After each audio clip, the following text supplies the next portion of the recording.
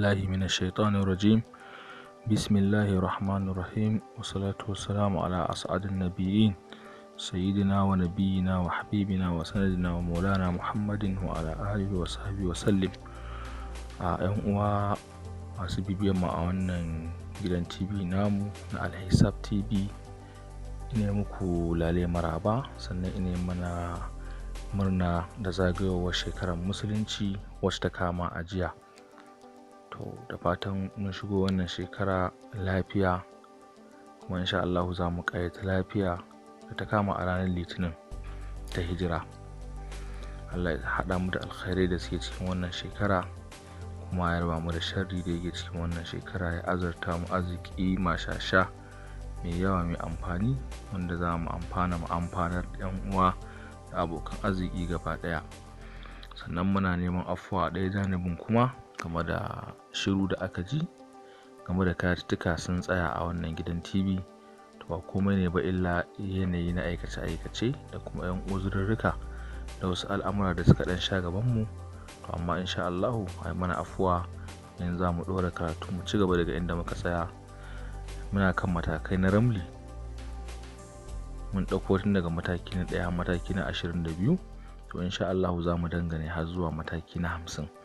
Kamar yadda muka faɗa cewa tun a farko matakai na koyon ramli akalla sun haura 200, wanda ake son mutum ɗalibi ya san wannan abubuwa. To shine abin da zai ƙara buɗe masa ƙwaƙwalwa, ya ƙara fahimta abin yadda ya kamata, yadda zai dinga fidda hatta hukunci nasa na kansa, zai iya haɗa shi ta hanyar lura da tafiye-tafiyen taurarin da kuma inda suka saukar ɗabi'unsu da al'amuran da suka kunshe su. To insha Allah za mu ɗora, sannan bayan mun gama nan za mu shiga ɓangaren ahkam, ɗauko hukunce-hukunce shi ma mu tafi akan su. Sannan kuma bayan nan akwai ɓangare shi a wannan gidan TV na hisabi a dunkule, wanda ya shafi bugu da kuma abin da ya shafi hai'a ko mu ce tanjim, shine ta hanyar yin amfani da kawakibus sayyara guda 7 da kuma burjai guda 12 wajen fitar da ahkamul maulud ko ɗali'us sana ko kuma rasadi da dai sauransu. Sannan kuma akwai ɓangare na asrar wajen sa sirrika na hatimai da zobuna da sauransu dai, wanda insha Allah a wannan gidan TV na ALHISAB TV duk za mu zo wannan ɓangarori a hankali domin fa'idantuwa. Duk wanda ya shigo wannan gida, idan sabon shigowa ne kai, to ina neman alfarma da ka danna mana subscribe, za ka gan shi da jan rubutu daga ƙasa, sannan sai ka danna ƙararrawa domin duk sanda muka sa shiri ba sai ka sha wahala ba, kai tsaye za a sanar da kai mun ɗora sabon shiri, ba sai ka je kana ta lalibe ba. Da kaga wannan sai ka shiga ka saurari abin da aka yi. Sannan kuma idan ka gama ji, to lallai muna buƙata ka danna like, za ga hoton hannu haka ya kalli sama yayi kamar good haka. Yawwa, yin wannan likin din to shi zai sa karatuttukan namu su yi cida, kuma su YouTube channel din za su ɗawainiyar yaɗa wannan shiri ga wasu mutane daban-daban, za su sharing ɗinsa. Maimakon idan ba a yi wannan like din ba, to ma'ana bidiyon bai samu karɓuwa ba, to ba za su watsa shi ga 'yan uwa da abokan arziki kowa ya samu ba.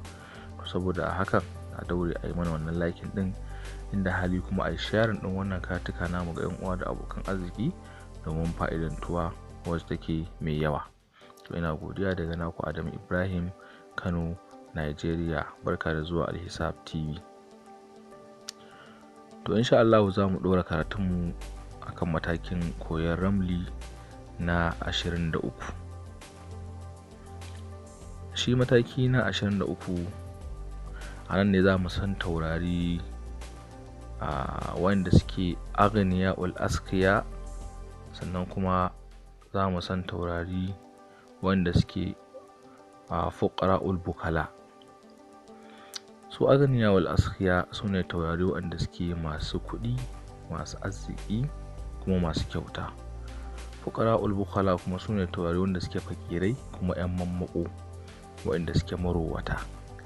To da ɗali'i ya kama ɗaya daga wannan taurari, ko ka je gidan matsulubi da taurarin da ka samu, to anan za ka iya sifanta mutum mai kyauta ne ko kuma mai arziki ne, ko kuma ka gane cewa fakiri ne, talaka, ko kuma marowaci ne.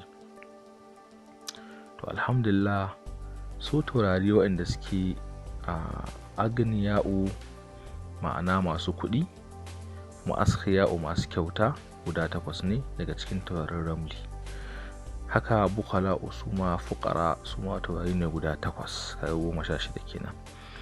Taurari wanda suke masu kyauta akwai tauraron rayya, tauraron gidan uku. Duk inda aka ga rayya tauraro ne wanda yake sahihi mai kyauta kuma wanda yake gani mai kuɗi, yana cikin masu kuɗin taurari. Shine tauraron gidan uku mai digo 2 1 1 1. Sai kuma tauraron bayara, tauraro na gidan 4, shi ma tauraro ne wanda yake mai kyauta kuma mai kuɗi, shine mai digo 2 2 1 2.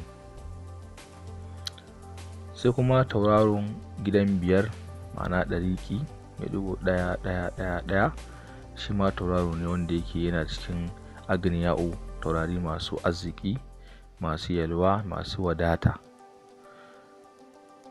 Sai kuma tauraro na gidan 6 shine qabla kharija mai digo 1 2 1 2.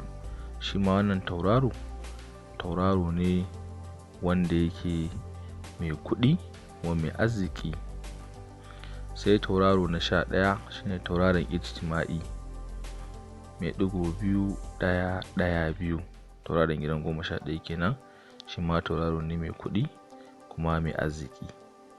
Sai tauraron gidan 12 shine nasra dakhila mai digo 2 2 1 1. Shi ma tauraro ne mai kuɗi kuma mai arziki. Saboda haka sai tauraro na gidan 11 ana sa'ili mai digo 1 1 1 2. Shi ma tauraro ne wanda yake mai arziki kuma mai kyauta.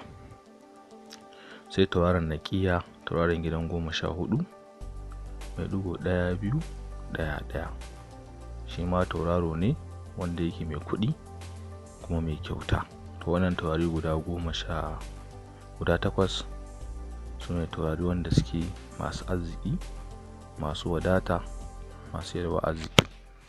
Sai kuma taurari waɗanda suke marowata ko kuma mu ce talakawa, to duk su ne taurari guda 8. da inda ka gansu, wasu ka kama lamiri, wasu ka kama ɗali'i, wasu ka kama gidan matsalubi, to na nuna maka wanda yau aka yi wa ƙasar ko wanda ake ƙasar a kansa, to lallai marowaci ne ko kuma mai kuɗi ne. To su wanda suke marowata akwai hausaji, tauraron gidan 1 mai digo 1 1 2 1. Tauraro ne wanda yake fakiri, talaka kuma mara arziki. Sai tauraron gidan 2 shine tauraron rahika mai digo 1 2 2 2. Shi ma tauraro ne wanda yake talaka, ba shi da arziki kuma marowaci.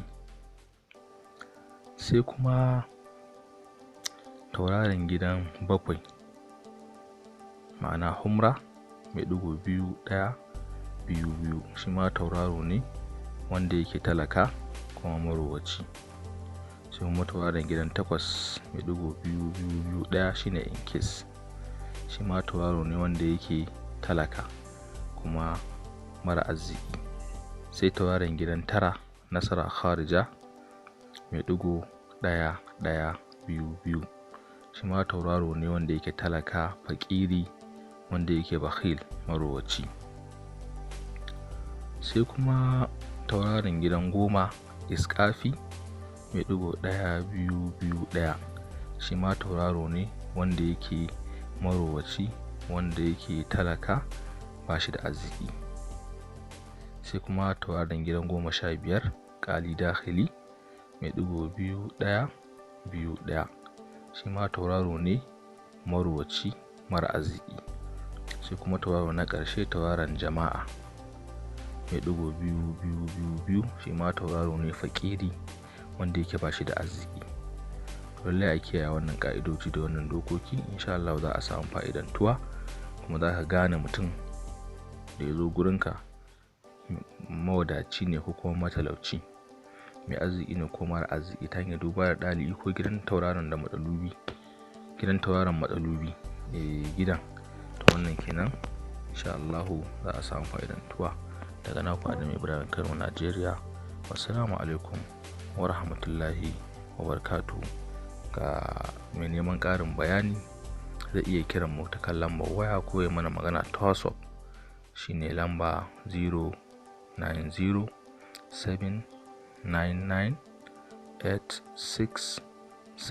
09079986779.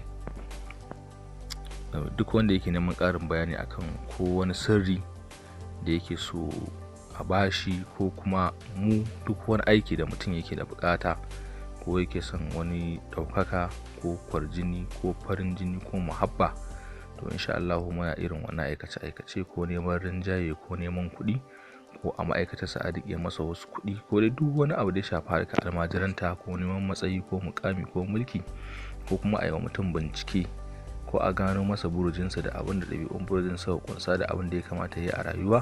To insha Allah duk muna irin wannan al'amura din, za a iya tuntuɓan mu domin a yadda tsarin namu yake, sai mu sanar da mutum duk abin da yake bukata da yadda Allah. Wannan kenan. Wassalamu alaikum wa rahmatullahi wa barakatuh.